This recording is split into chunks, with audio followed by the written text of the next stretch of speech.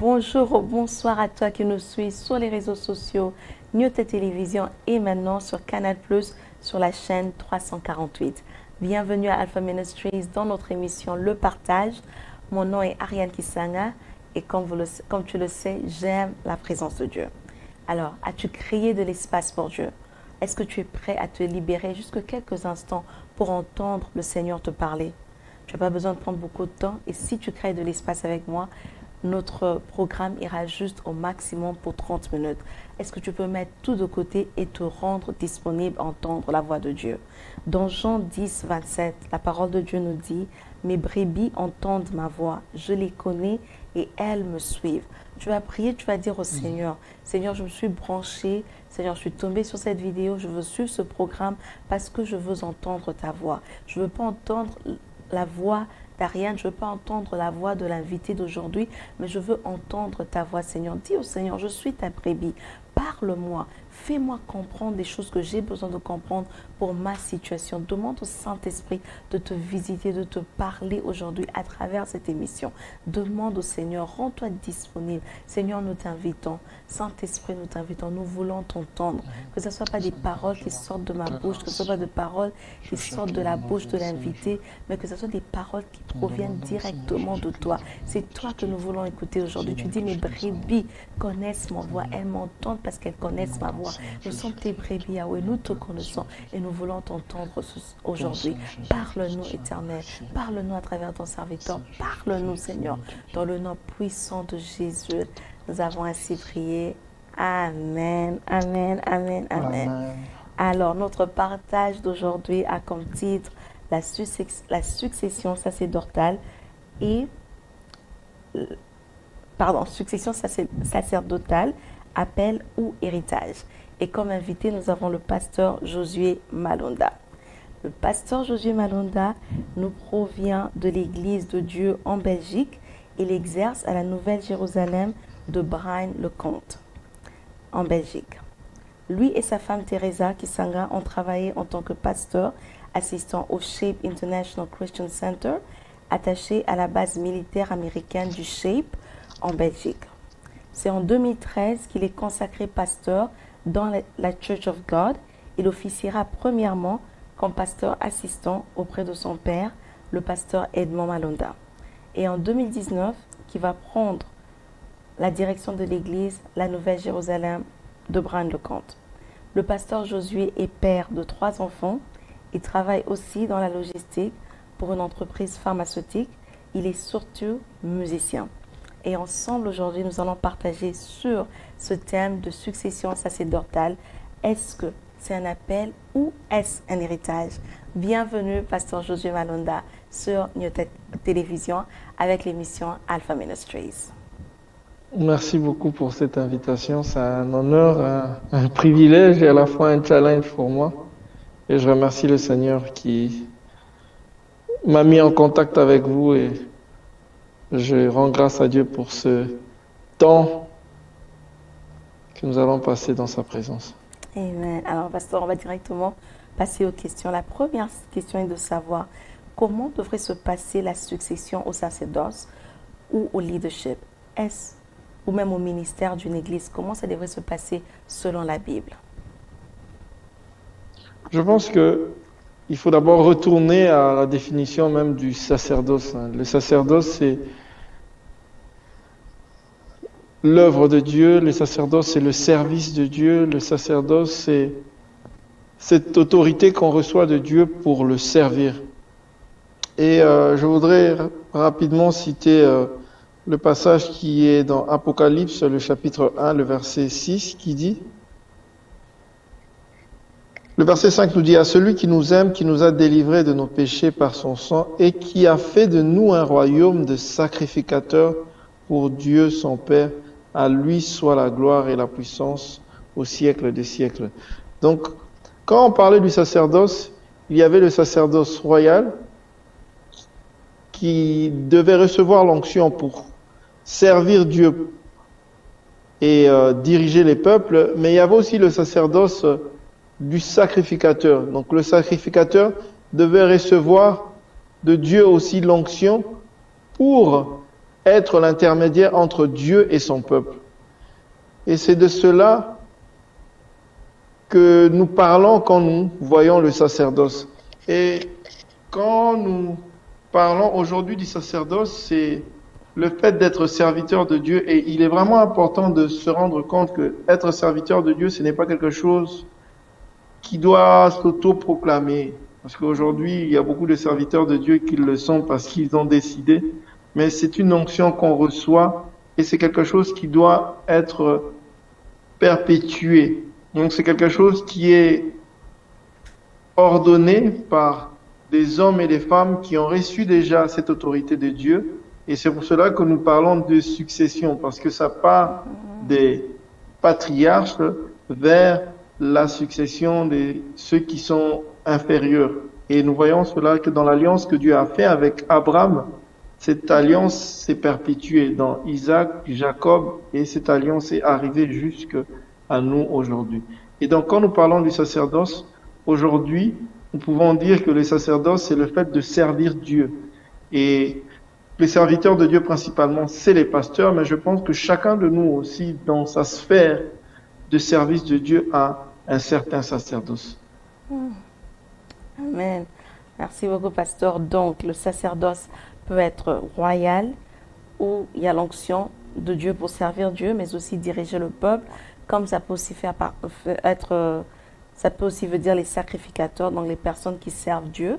Et vous avez dit quelque chose de très important, ça ne doit pas être autoproclamé. Ça doit être quelque chose que la personne reçoit et ordonné par des personnes qui sont déjà appelées à ça. Et c'est par là qu'on voit la succession, comme vous dites.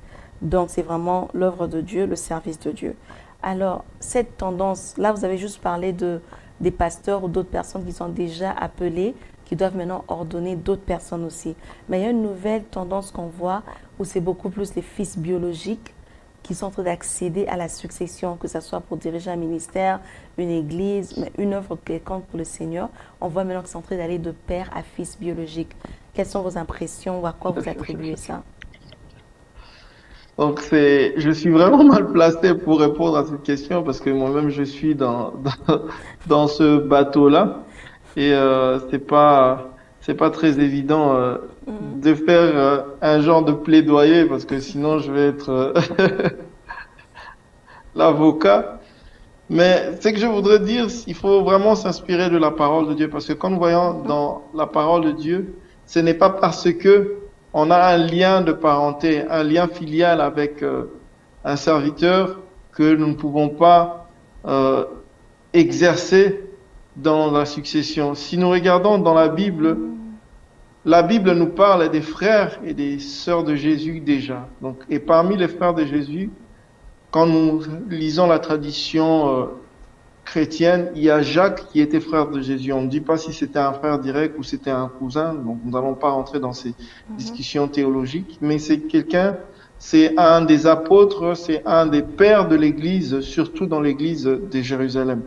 Mais ce sur quoi je voudrais vraiment insister, c'est de savoir que quand les apôtres, dans leur mission, on n'appelait pas sacerdoce à l'époque, mais dans leur mission de diriger l'Église primitive, quand les apôtres ont commencé à diriger l'Église primitive, Dieu a demandé aux apôtres, au chapitre 6 des Actes des Apôtres, qu'ils puissent choisir des hommes qui allaient les aider à la tâche. Et la tâche auquel ces hommes allaient les aider, c'était d'abord une tâche matérielle.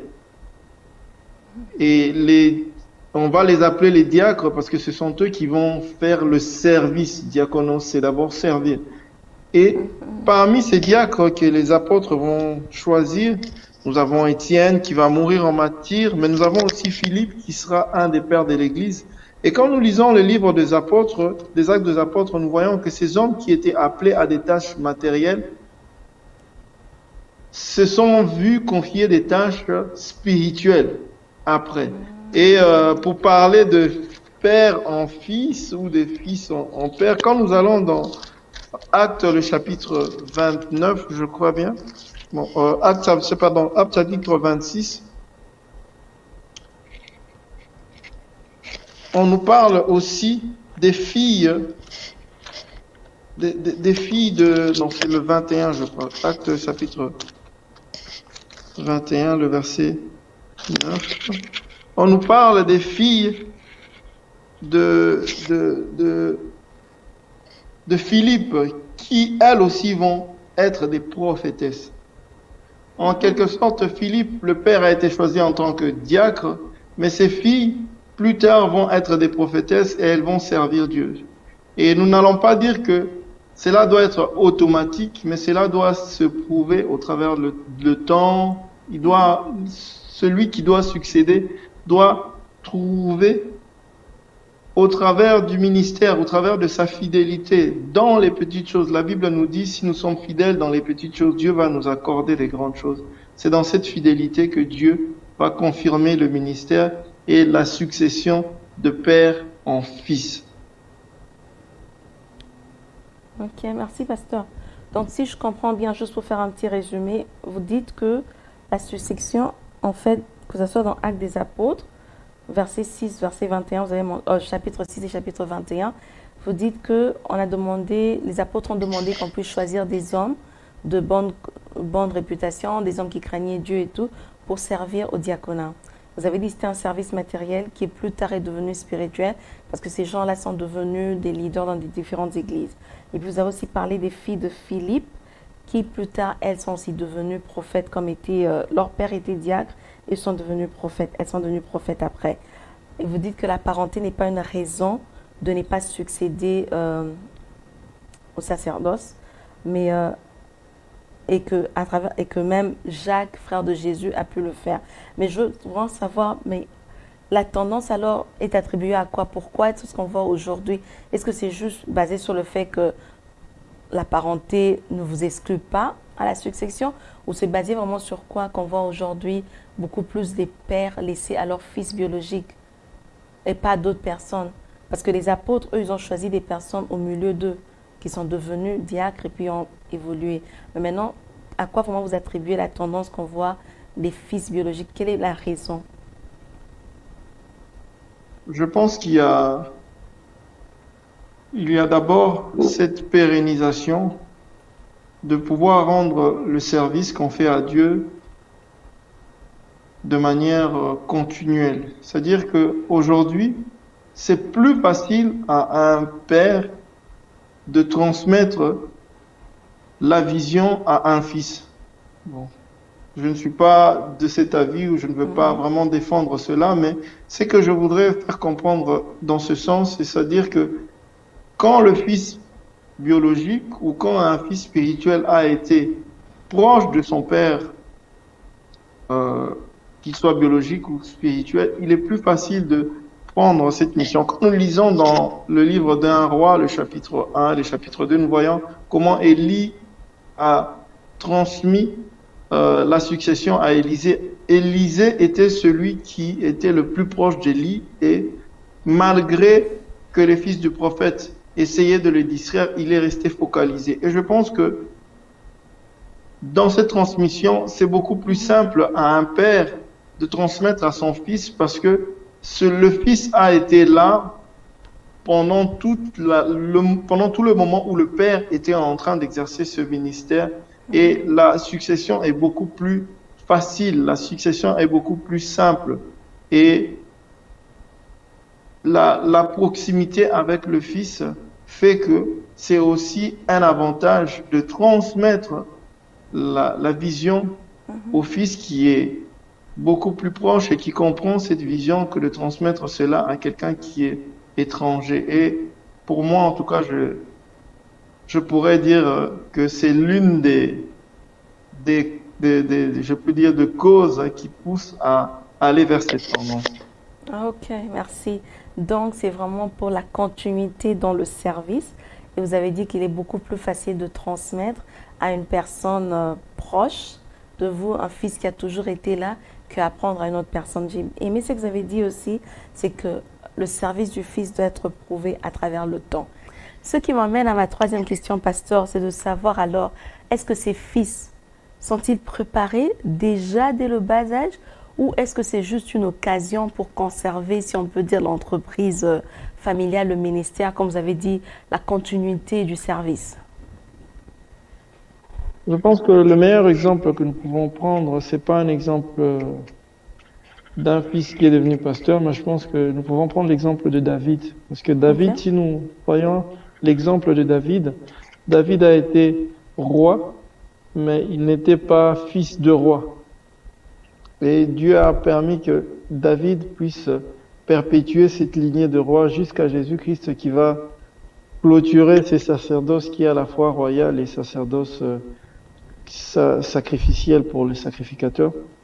Quand nous prenons l'exemple de David, nous allons voir que David, c'est un jeune homme qui a été préparé à quelque chose qui n'était pas visible pour nous les hommes. Selon les hommes, nous allons dire qu'il était là en train de garder les troupeaux, il était là en train de faire les petites besognes, mais il a été fidèle dans ce qu'il a fait et Dieu l'a élevé. Et je pense que la meilleure préparation se voit au travers de la fidélité dans les petites choses. Quand un fils est préparé, c'est ce fils qui est fidèle, pas nécessairement à ce que nous, les hommes spirituels, nous essayons de voir, mais qui est fidèle dans la maison de son père, aux choses même les plus dérisoires. Et je pense que c'est ça la meilleure préparation. Ok. Mais vous pensez que ces fils-là qui succèdent à leur père, est-ce qu'ils reçoivent cela ou est-ce qu'on les nomme comme ça juste pour conserver l'entreprise familiale? Je comprends que vous dites que la meilleure préparation, c'est la fidélité, mais est-ce qu'on les prépare ou pas? Je pense que oui, hein, normalement, je pense qu'il y a quand même une préparation. Parce qu'un père ne peut pas donner, à moins que ce soit un père inconscient, donner une responsabilité à un fils qui n'est pas capable de le faire parce que juste il a envie d'entretenir une entreprise soi-disant familiale. Mais je pense que il y a quand même une certaine préparation dans le fait où la personne doit être vue constante dans la manière de faire. Moi, en tout cas, si je dois donner mon point de vue, je dirais que un fils qui doit succéder à un père ne peut pas juste sortir de nulle part. C'est pas quelqu'un qui arrive dans le ministère et qui ne connaît rien du ministère, mais ça doit être quelqu'un qui, dès le départ, a été fidèle, dès le départ, a pu être prouvé comme par le feu pour obtenir cette succession. Ok, j'aime beaucoup ça. Donc, il faut que ça soit constant dans la manière de faire les choses. Ça ne peut pas être une personne qui vient juste comme ça et qu'on impose à tout le monde, mais il faut que les gens voient et qu'ils puissent prouver, comme vous avez dit plus haut, selon les fruits que la personne, produit, qu'on puisse voir vraiment que cette personne est fidèle, mais pas seulement dans les grandes choses, mais vraiment même dans les petites choses. Vous avez cité l'exemple de David qui n'était pas roi, mais il a été fils de roi et il a continué la lignée de roi jusqu'à Jésus-Christ.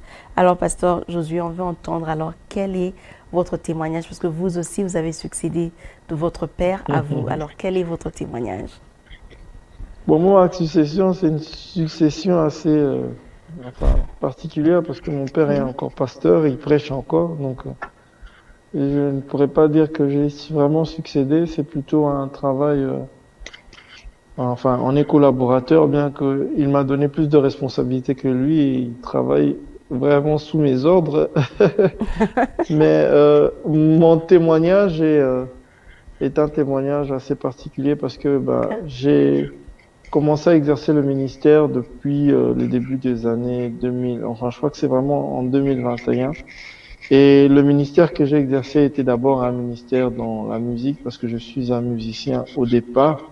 Et même dans la musique, quand j'ai commencé à être musicien, je me rappelle que quand mon père a implanté l'église à Braine-le-Comte, il avait fait venir un autre frère qui avait déjà été responsable de louanges dans son église. Et comme mon père ne voulait pas que son fils, en l'occurrence moi, je sois mis en avant, il a préféré faire venir ces frères-là. Et ce frère a dirigé le groupe de louanges pendant un moment, mais malheureusement, il n'a pas pu être disponible pour des circonstances valables. Sa femme était enceinte et j'ai dû prendre sa place.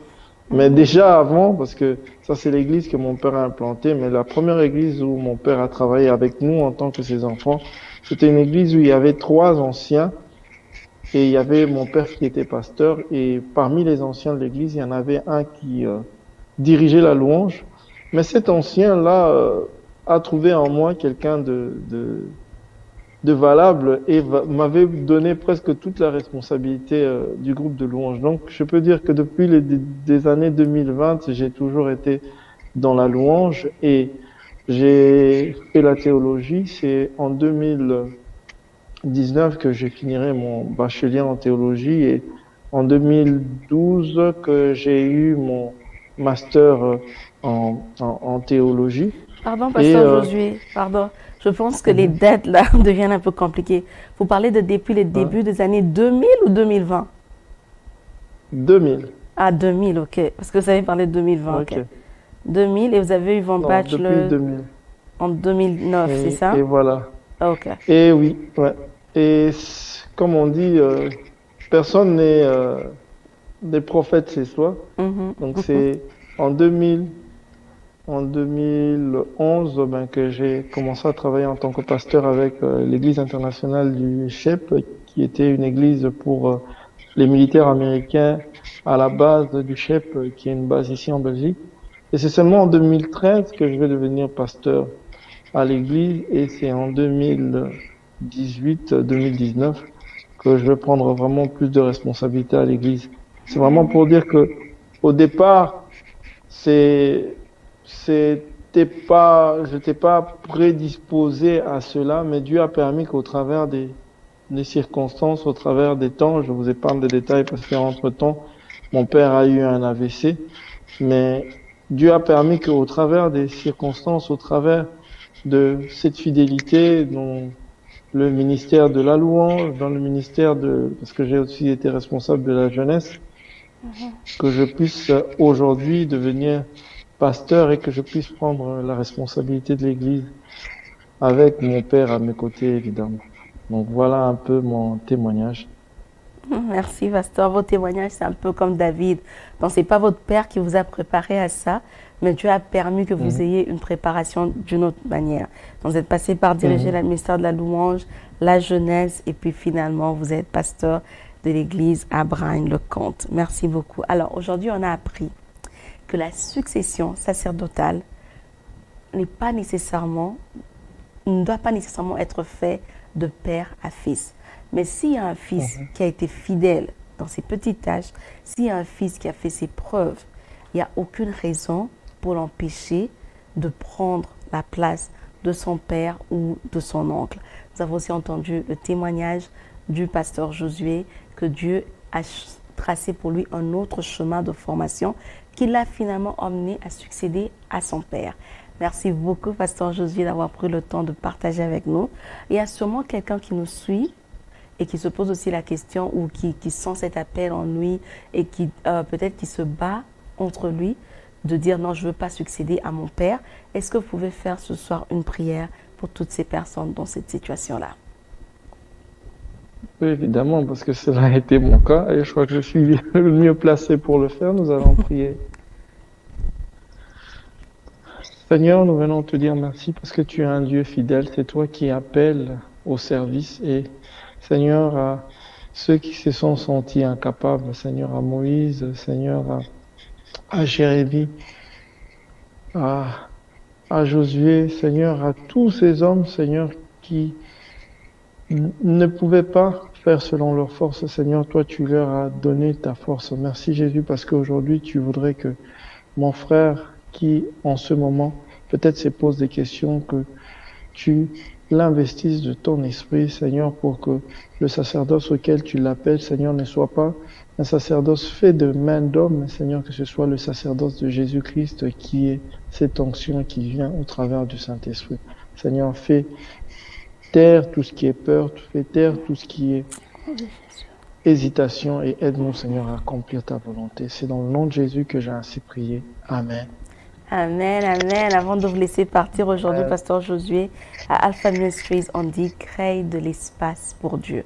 Alors, dans ta langue, pas en français, pas en anglais, je pense que vous parlez aussi Kikongo. Est-ce que vous pouvez nous dire, c'est quoi créer de l'espace pour Dieu en Kikongo? Sadila Nzambi Sika Mbote.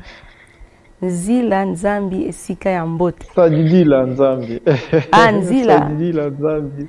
Ah, Nzila Nzambi. Sadila Nzambi Sika ya Mbote. Nzila Nzambi Esika ya Mbote. C'est créer de l'espace pour Dieu en Kikongo. Donc, juste assez qu'on se voit la semaine prochaine, rappelle-toi de toujours créer de l'espace pour Dieu. Et comme je dis souvent, créer de l'espace pour Dieu, c'est aussi partager la vidéo. Si tu as suivi sur les réseaux sociaux et si tu as suivi à la télévision, invite quelqu'un la semaine prochaine à la même heure, Alpha Ministries avec le partage. Que Dieu vous bénisse.